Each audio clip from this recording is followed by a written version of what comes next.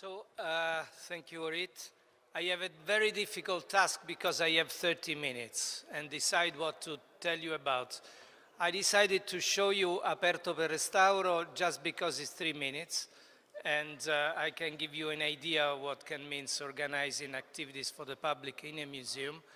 And then I may show you a bit of the Sardinian project. Okay?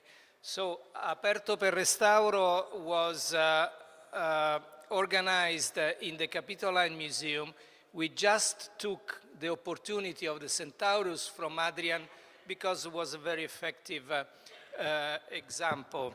And we organized an open work site fighting against the insurance company, the director of the museum. But finally we convinced the mayor of the town, and when you convince the mayor, all the others follow. So we raised the pavement of the working area of 60 centimeters, reproducing a fake floor, and this way the insurance company was relaxed. Then we placed information panels all around that officially were giving information to the public. In reality was keeping a barrier between us and the public, because the information was delivered directly by the conservators, who were trained and updated every week on what to say. My colleagues were telling me, this way you will lose lots of time because your conservator, instead of working, they will speak. This is absolutely the opposite, because all the conservators, because they were afraid to be unprepared to the public, they prepared themselves, and they were much more efficient, always clean, and always ready to carry out the activities in a proper way. So at the end, the balance of the operation is very positive, including from the point of view of the efficiency. So the technical activities we implemented here were very basically, I mean, there was nothing new in terms of technology of conservation of stone, but the attention was on the public. We organized several information material for the public. We organized a program for the schools. The kids were invited to come and attend 2 competitions. One was named the Young Journalist. The kids receive cameras. They had to shoot photographs and write an article on their experience. And then they had to design, to write a novel on the story of the Centaurus. Another thing that we organized was a calendar with the Association of Blind People, and we invited them every 15 days to come visit the work and touch the sculptures with the work in progress, and the result was phenomenal in this sense.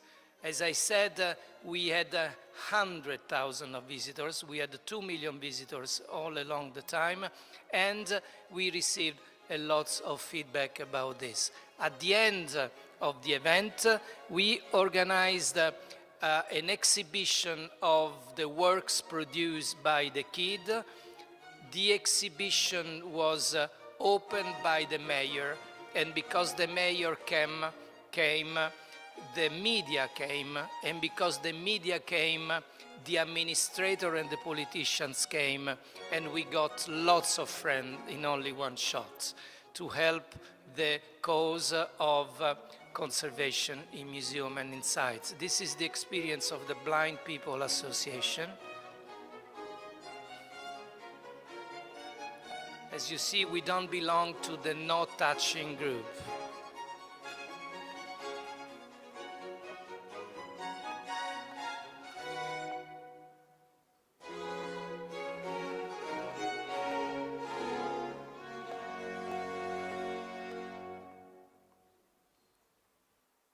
As I said, we organized a final event with a great participation of public. We exposed the work of the kids. Don't remember that for every kid there are 2 parents, at least 4 grandparents, and friends and teachers, and you multiply the message several times.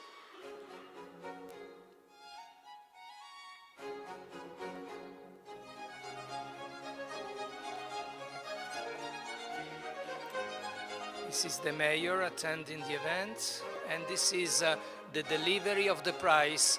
The winners get 1,000 euros bonus to spend in the bookshop of the museum.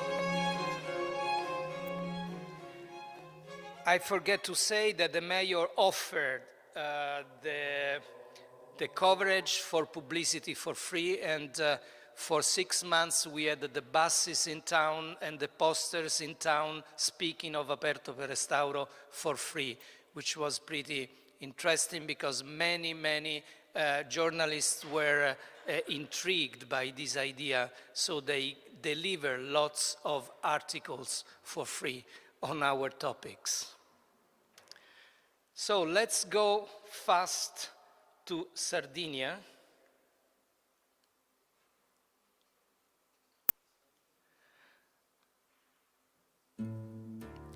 This story tells about Sardinia, which is in the center of Mediterranean. Is an island known for a strange civilization called the Nuragic one, from the Nuraghi, who are this strange military fortress of the 2nd and 1st millennium BC. So after the Nuraghe, this civilization is called the Nuragic civilization, which was known until 10 years ago only for this strange bronze miniature, 15 centimeters high, representing unknown strange figures.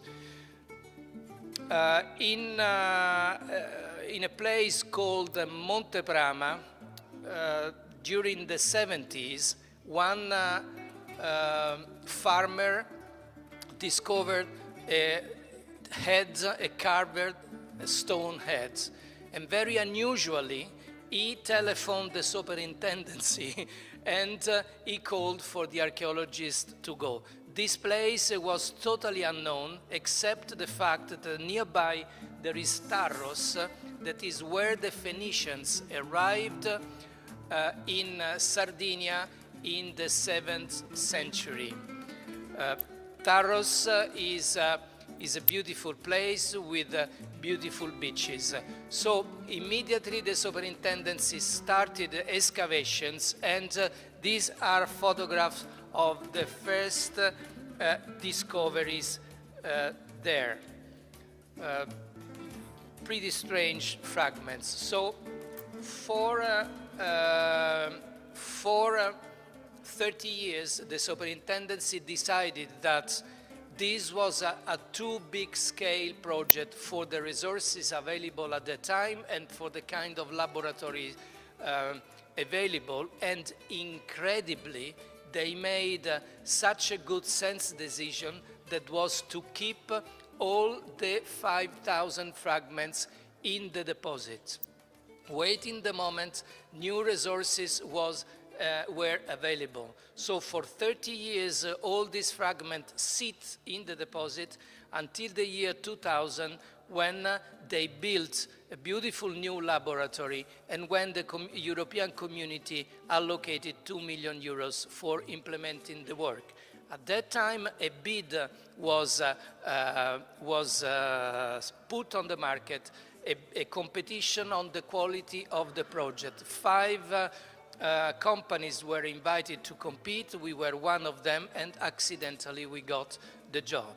So we started this process on 2007, and the first thing we did was to open all the fragments in big spaces, dividing in tables, the table of heads, the table of hands, the table of arms, the table of legs, and so on and so on and so on.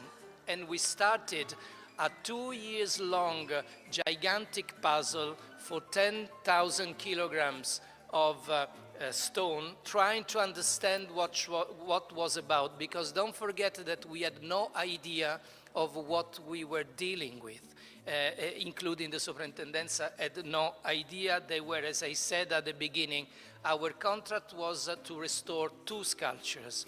So after the years of matching fragments, we identified 38 different ensembles made of 28 human figures and 10 models of nuraghe. And at that point, we started the restoration after the matching of the fragments. And then a first question comes out.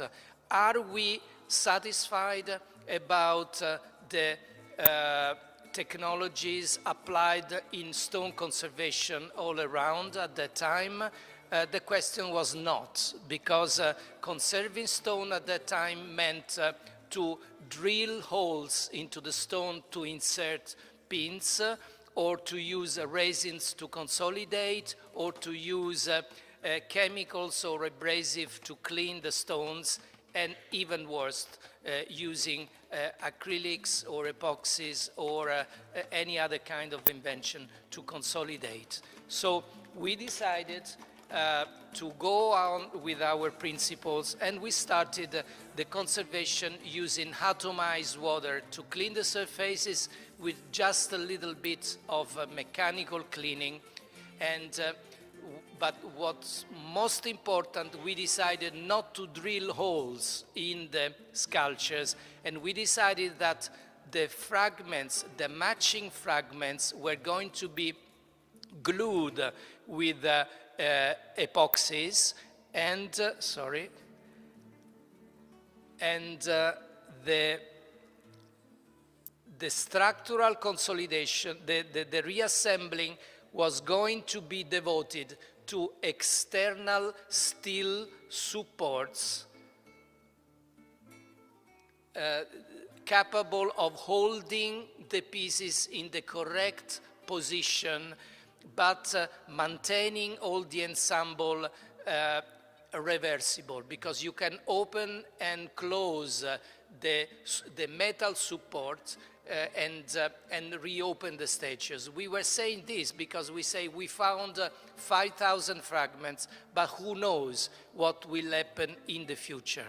Of course, everybody say, stop joking, nobody will find anymore, and so on and so on. We got the idea of the structure out of the Ducati Monster motorcycle, who is made with a traliccio, that is a structure made not of one solid big support, but of 3 small supports, so that you can look through.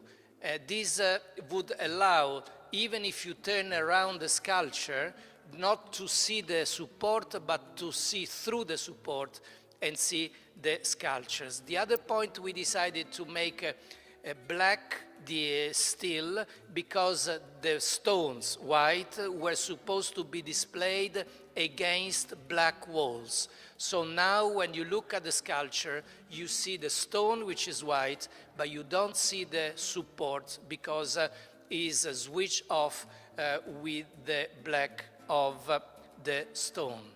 So the result of this work, as I said, is a collection of 28 sculptures and 10 models, which today are displayed in the Museum of Cagliari and in the Museum of Cabras. One principle that follows our project is to stay open to the public, because the question is how is important to communicate to the public what we do. We think it is very important, and for this we organized an open space with the reproducing the environment of the original site of Monteprama. We don't have to forget that the population from Sardinia had no idea about sculptures made by their own ancestors 3,000 years ago. So what we wanted to do was to relink the gap between the actual population and the sculptures of 3,000 years ago.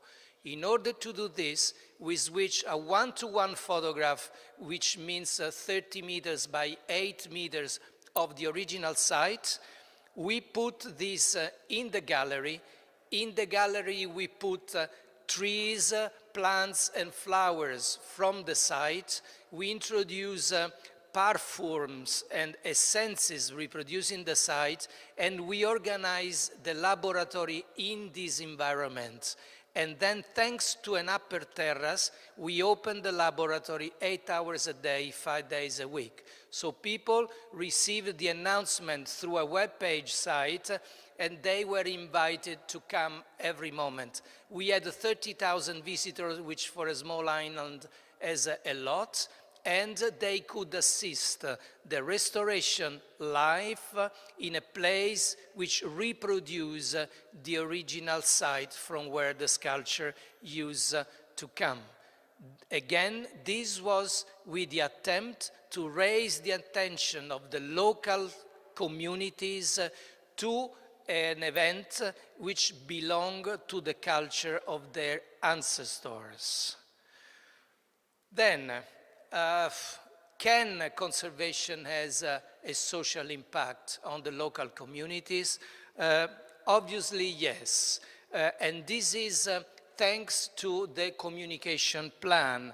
After the first 2 years of cool and skeptical attitude, because Sardinia is an island, so the people are very, let's say, closed, especially with people coming from Rome, that is the capital. So after that, they started to warm up, and at the end, they finally understood that we all were working for their sculptures, for a common project. And that was unbelievable. The schools arrived, the kids arrived, they started to take place, and this is, for example, the group of the winners of one of the competitions that we organized. And this is the poster that the kids designed, the poster of the future museum of Monteprama, and that is one of the schools of the island. Now the kids play with the teachers of reproducing the sculptures and so on, and they dream the narrative of the sculptures of Monteprama.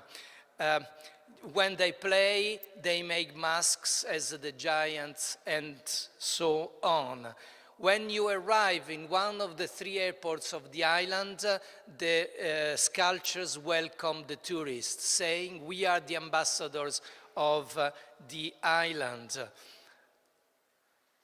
There are many cultural events which use now the symbolism of the sculptures. If you go in town, it's easy that you find graffiti representing the sculptures painted on the streets. This is the main house of the police in Monteprama, in Sardinia, which today is defended by 2 warriors of Monteprama with the replicas. But what I think is more interesting, the governor of the island, which is a special legislation, the governor of the island made a law saying that the sculptures are the new logo and the new ambassador of the culture of the island. And by law, speaking of commercial publicity for summertime for tourists, every page of magazine with a beach, they send a page with the sculptures of Monteprama, attracting tourists. Of course, the coverage of the media was very high and very active. And what more interesting, the governor of the island decided to support the candidature of this project for a Europa Nostra Prize, which in fact arrived in 2 years ago, and then followed by the Best in Heritage. I would like to say that during this ceremony, In the room, there were 600 members of the diplomatic corps of a European country. In terms of publicity for the island, means a lot. I had a line of diplomats coming to me asking the best way to go and visit Sardinia. This is economy, but this is the best. Now, the best satisfaction for people getting married in Sardinia is to go to the museum and have their photographic service under the sculptures blessing their marriage. And I think that these tell how deep these sculptures, completely unknown 10 years ago, entered the culture of the local communities. And of course, they will take care and they will defend. And now, going back to our beautiful, smart minister, answering, does culture produce bread? I would say not. Culture produces much, much more. These are the conservators who received a 5-year contract from us for the work. They are local conservators, and so we train them in this job. But more, these are gadgets built by newborn industries producing gadgets for the tourist. This is a bar. This is one of the many restaurants and bed and breakfasts and hotels developed and grow thanks to the sculptures. New wine productions with the name of Monteprama, but to give the minister numbers, this is the small museum of Cabras with a line of visitors going and visit the collection, and these are some numbers. The paying visitors in Cabra raise of 200% before and after the collection, but the main museum in Cagliari raised the number of paying visitors of 740%. And surprisingly, last year the Ministry of Culture allocated 12 million for new excavation, new museum, and conservation of the sculptures. And the excavation started, and 4,500 new fragments were discovered, and 3 new sculptures were discovered. So let me close now this presentation just with a short review of what it is. Just to show you, don't forget that we are speaking of 9th century before Christ.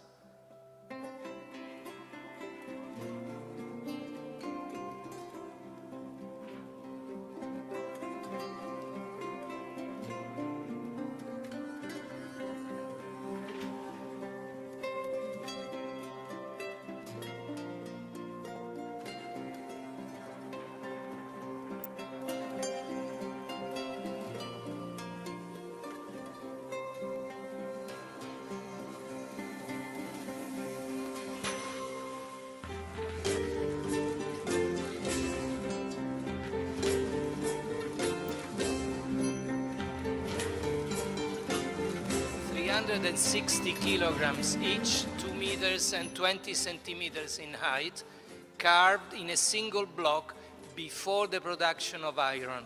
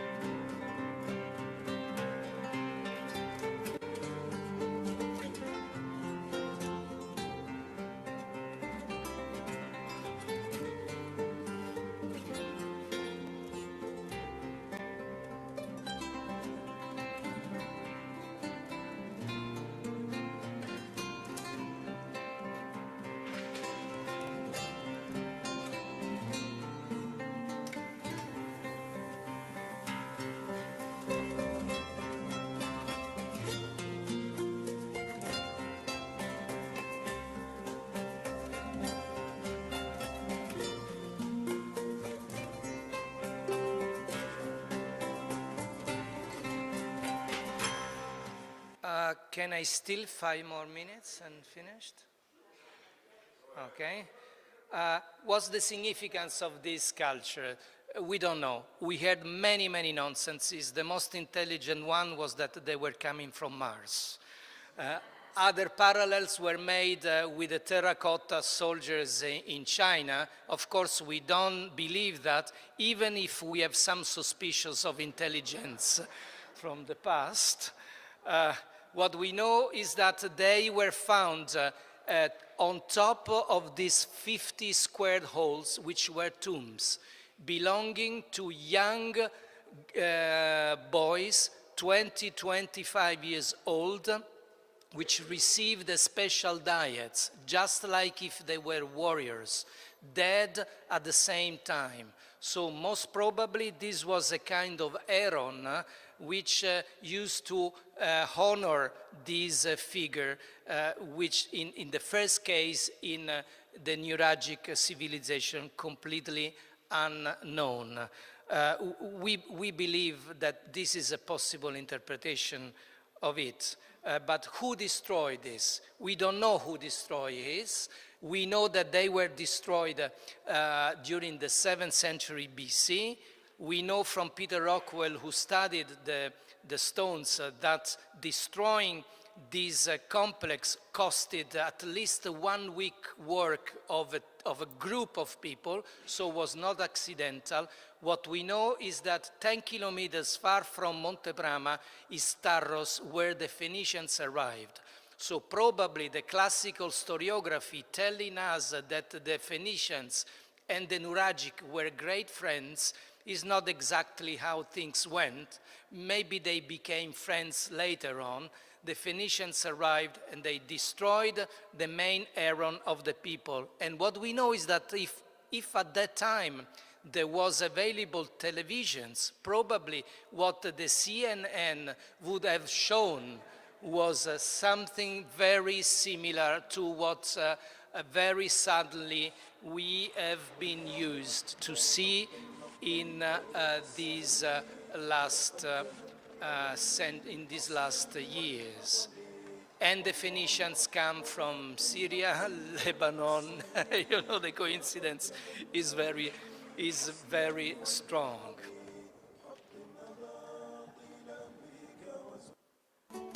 So let's reply to our sweet minister. Does culture produce bread? We think that culture produces sustainable economies. Culture reinforces the social conscience of communities. We believe that culture provides stability, and we think that culture facilitates peace. Thank you very much.